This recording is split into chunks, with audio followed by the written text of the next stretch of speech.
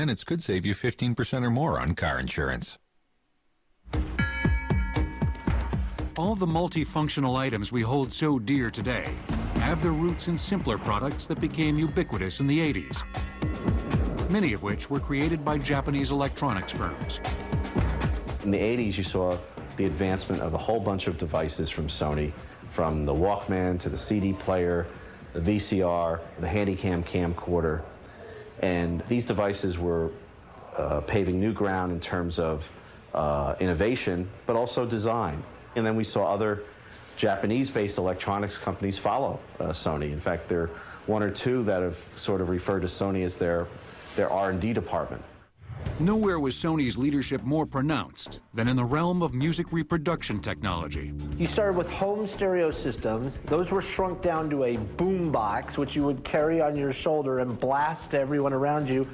And then came this, the Sony Walkman, which was just a total revolution. You could take your own songs, mix them onto a cassette, load them into a Walkman, stick it in your pocket. The headphones made it sound incredibly good. It was made possible by magnet technology that allowed them to shrink the headphones down to a very small, lightweight package. Standard headphones of the time weighed about 14 ounces and covered the entire ear. Sony was able to miniaturize headphones to about 1.5 ounces by replacing ferrite magnets with much stronger and smaller samarium cobalt magnets. The Walkman sends an electrical signal carrying the sound wave that the headset must reproduce. The signal creates a magnetic field in the coil that attracts or repels the samarium cobalt magnet. The coil's movement causes the headset's diaphragm to vibrate, creating the sound waves that you hear. It was the first time people could listen to music, any music they wanted to, anywhere, anytime, any place, frankly, without disturbing anybody else. It seems very simple today, but at the time it was pretty revolutionary, and it really did create a whole movement in terms of lifestyles and behaviors and the way people entertain themselves. But you still had to carry around those clunky tapes that degraded over time. Even the Walkman couldn't save the ill-fated cassette. Because in 1982, Sony, with some help from Philips Electronics, upped the ante yet again with the compact disc. For decades, we had wax and then vinyl discs, and then we saw the 8-track tape, which was eventually obliterated by the cassette tape. And as we come into the beginning of the 1980s, we're left with two common formats, the cassette tape and the vinyl LP.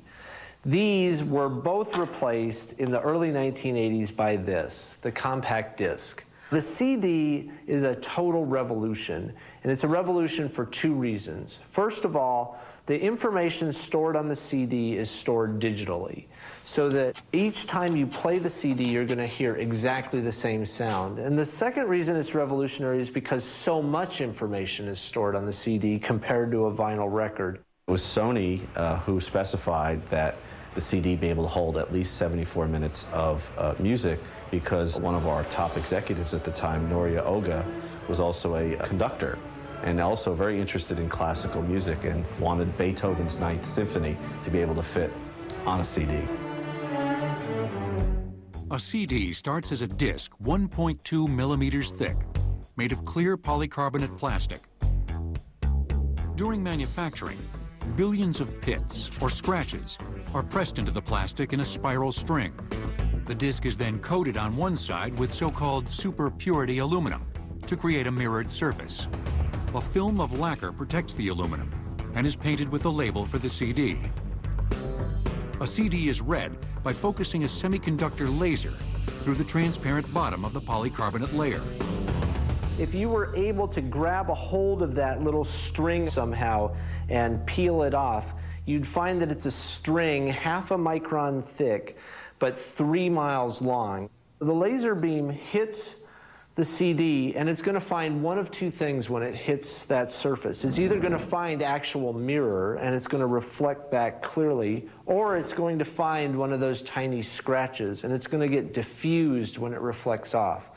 Now, the CD reader is able to tell the difference between actual mirror and scratch, and from that decide what bits of information have been written onto that CD surface.